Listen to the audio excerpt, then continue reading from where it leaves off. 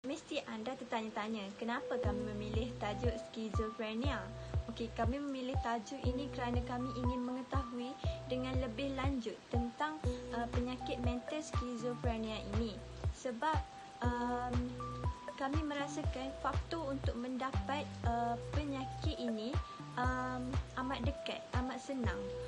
Antaranya adalah faktor genetik. Okey, biasanya orang cakap faktor genetik ini pada penyakit mental yang lain pun kita perlu tengok genetik diorang ada atau tidak mempunyai penyakit-penyakit mental yang lain lah kan. Okey, antara faktor lain lah yang kami tengok, skizofrenia ini mempunyai faktor kemiskinan, faktor tekanan jiwa, faktor kehamilan. Okey, bagi kami faktor-faktor tersebut amat dekat dengan seorang individu. Senang untuk seorang individu itu menghidap penyakit skizofrenia ini. Jadi oleh itu kami ingin mengetahui dengan lebih lanjut tentang penyakit ini supaya kami dapat mengatasi masalah penyakit mental skizofrenia ini dalam kalangan ahli keluarga kami ke, individu yang terdekat dengan kami ataupun diri kami sendiri. Okey, jadi itu adalah antara sebab kumpulan kami memilih penyakit mental skizofrenia. Sebelum itu, apakah kesihatan mental? Okey, menurut WHO, Pertubuhan Kesihatan Sedunia, keadaan kesejahteraan di mana setiap individu itu menyedari potensi terhadap dirinya sendiri dan dapat bekerja secara produktif, dapat memberikan sumbangan kepada masyarakat di sekelilingnya. Seperti yang kita tahu, penyakit skizofrenia merupakan penyakit mental yang diakibatkan oleh satu sel kimia di dalam otak. Hal ini dikatakan demikian kerana penyakit ini adalah disebabkan suatu gangguan psikosis fungsional berupa gangguan mental secara berulang dengan gejala-gejala psikotik seperti kemunduran fungsional, fungsi kerja dan perawatan kendiri. Penyakit skizofrenia ini mempunyai kesan daripada terhadap individu, keluarga dan juga persekitaran. Okey. Kesan terhadap individu adalah emosi pesakit.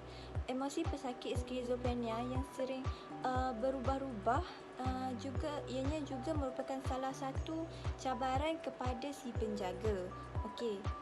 Perubahan emosi ini mungkin terjadi secara tiba-tiba, seperti dari keadaan tenang tiba-tiba pesakit boleh menjadi agresif. Okey, penjaga perlu sentiasa berhati-hati dan berwaspada dengan keadaan pesakit. Okey, selain daripada itu, terdapat juga pesakit skizofrenia ini tidak dapat menerima hakikat bahawa dia mengidap penyakit mental. Mereka sering menolak untuk menjalankan rawatan dan semestinya mereka tidak mahu mengambil ubat-ubatan secara konsisten. Okey, selain itu ianya menyebabkan penyakit itu berulang dan proses rawatan menjadi sukar. Sama ada penjaga ini perlu untuk memujuk atau penjaga ini perlu berhati-hatilah semasa memberi ubat-ubatan kepada si pesakit. Terdapat beberapa kesan penyakit skizofrenia terhadap keluarga dan persekitaran. Seperti yang kita tahu, penerimaan ahli keluarga dan masyarakat terhadap keluarga pesakit mental juga merupakan cabaran yang perlu ditempuhi oleh penjaga. Umumnya, masyarakat mengetahui penyakit mental merupakan penyakit keturunan dan berpotensi untuk diwarisi oleh generasi akan datang. Keadaan ini menyebabkan masyarakat cuba mengelak untuk mempunyai hubungan sosial dengan keluarga yang mempunyai sejarah penyakit mental. Kesannya, terdapat ahli keluarga pesakit yang menjauhi pesakit atau membiarkan tanggungjawab tersebut pada seseorang individu sahaja. Kesannya terhadap persekitaran. Stigma masyarakat terhadap pesakit mental sukar untuk dilenyapkan. Pesakit mental seringkali umumnya dipandang dihina dan diskriminasi oleh masyarakat. Mereka bukan sahaja menghina pesakit skizofrenia, malah mengaitkan juga ahli keluarganya. Kesannya, keluarga sukar untuk menerima hakikat bahawa ahli keluarganya menghidap penyakit mental, khususnya penyakit skizofrenia. Penyakit skizofrenia ini tidak dapat dirawat hanya menggunakan ubat-ubatan sahaja. Penyakit skizofrenia ini perlulah dirawat menggunakan aspek-aspek psikoterapi, farmakologi dan psikososial.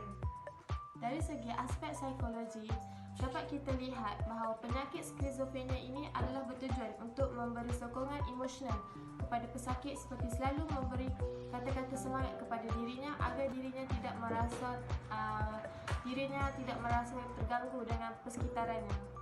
Penyakit skizofrenia ini dapat dirawat menggunakan aspek farmakologi. Farmakologi merupakan aspek yang menggunakan ubat-ubatan bagi memulihkan ketidakseimbangan biokimia di bahagian otak serta mengurangkan gejala penyakit skizofrenia ini.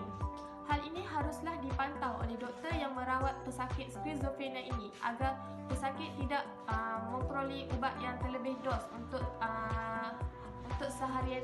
Selain itu juga, sokongan ahli keluarga seperti family support juga amat penting dalam membantu penyakit skizofrenia ini. Hal ini dikatakan demikian kerana pelibatan mereka perlu bagi memberi sokongan dan emosi, sokongan moral dan emosi kepada pesakit skizofrenia ini agar dapat sembuh seperti sedia kala. Seterusnya, penyakit skizofrenia ini dapat dirawat menggunakan aspek psikososial. Hal ini dapat dilihat dari segi pelibatan pesakit dalam pelbagai aktiviti psychoeducation yang dapat membantu pesakit sedar bahawa rawatan dan pemulihan penyakit skizofrenia ini tidak hanya bergantung kepada ubat-ubatan sahaja. Malah, psikoterapi persekitaran penyakit itu juga mempengaruhi untuk sembuh daripada penyakit skizofrenia. Selain itu juga, sokongan ahli keluarga seperti family support juga amat penting dalam mempengaruhi pemulihan pesakit skizofrenia.